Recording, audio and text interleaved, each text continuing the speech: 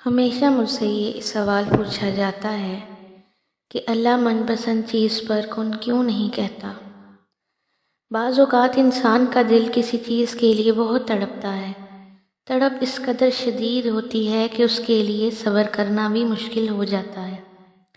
انسان روز اس چیز کو حاصل کرنے کے لیے ہر اس لمحہ دعا کرنے کی کوشش کرتا ہے جو لمحہ دعا کے لیے افضل ہے، اور اس کی آنکھیں اپنی مانگی گئی دعا کی قبول ہونے کے انتظار میں ہر وقت بے چین رہتی ہیں، لیکن ایک بات بھول جاتی ہیں کہ اللہ تعالیٰ نے ہر چیز کو عطا کرنے کا ایک مخصوص اور بہترین وقت مقرر کر رکھا ہے۔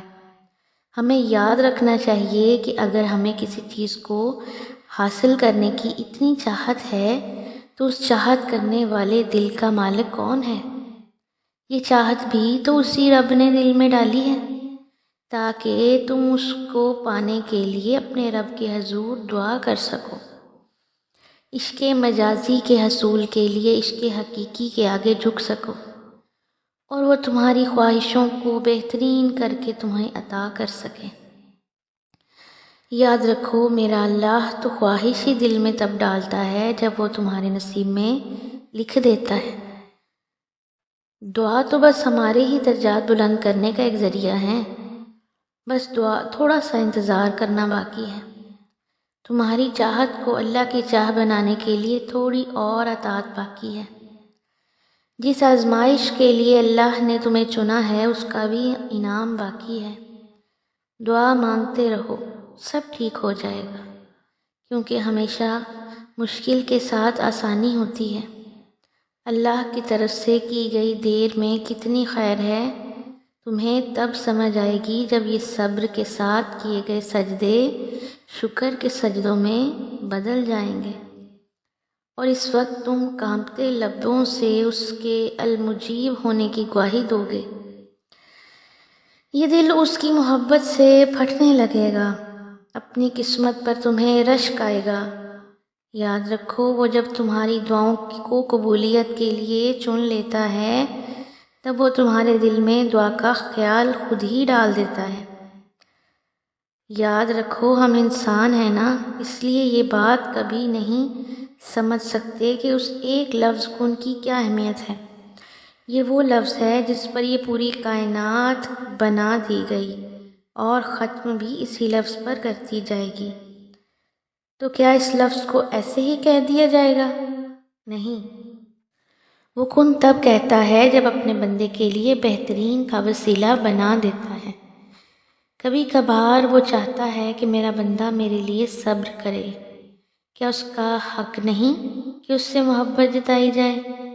کیا اس کا حق نہیں کہ اس کے لیے تھوڑا انتظار کر لیا جائے؟ اور ایسا ہو ہی نہیں سکتا کہ جو خواہش تمہاری زبان میں رواں ہے وہ تمہیں نہ ملے۔ جانتے ہو، وہ دعا کی توفیق دیتا ہی تب ہے جب اس نے کن کہنا ہو، ورنہ ہمارے آس پاس کتنے ہی ایسے لوگ ہیں جو دعا کبھی نہیں مانگتے، صرف یہ سوچ کر کہ اللہ دعا نہیں سنتا۔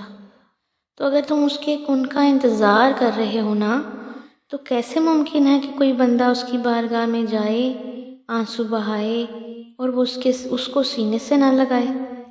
تو بس تھوڑا سا اور انتظار کر لو، وہ انتظار کرنے والوں کے لیے ہی معجزے کرتا ہے۔ ہم جو سوچتے ہیں یا جو بھی خیال ہمارے دل میں آتا ہے اس کی بھی کوئی نہ کوئی وجہ ضرور ہوتی ہے، وہ خیال بے وجہ نہیں آ جاتا، دل میں اللہ کی طرف سے ہی آتا ہے۔ اکثر ہمارے دل میں ایک بات آتی ہے کہ کیا جو لوگ کسی کے لیے اچھا نہیں سوچتے، کیا وہ بھی اللہ کی طرف سے ہوتا ہے؟ اس کا جواب بھی میرے اللہ نے بتا دیا کہ وہ خیال شیطان دلوں میں ڈالتا ہے، وہ انسان کو اللہ سے دور کرنے کے لیے ہر بار آزماتا ہے۔ اللہ تو بس یہ دیکھتا ہے کہ اس کا بندہ یا بندی شیطان کے وسوسوں میں آئے گا یا نہیں۔ ہم شیطان کے وسوسوں میں آ جاتے ہیں۔ کبھی کبھی ہم وہ کر بیٹھتے ہیں جو وہ کروانا چاہتا ہے، مگر میرا اللہ تو بڑی شان والا ہے، وہ بھٹکنے نہیں دے گا، اور اپنے بندے کو پھر میرا اللہ اپنے بندے کے دل میں وہ خیال ڈالتا ہے جس سے انسان آہستہ آہستہ اللہ کی طرف پلٹتا ہے۔ ہم اللہ کی طرف خود ہی نہیں چلے آتے، وہ میرا پیارا اللہ ہی ہے جو ہمیں واپس اپنی طرف کھینچ لاتا ہے۔ لیکن جن کے دلوں میں اللہ کی طرف لوٹ کر جانے کی چاہ باقی ہوتی ہے ان کو ہی۔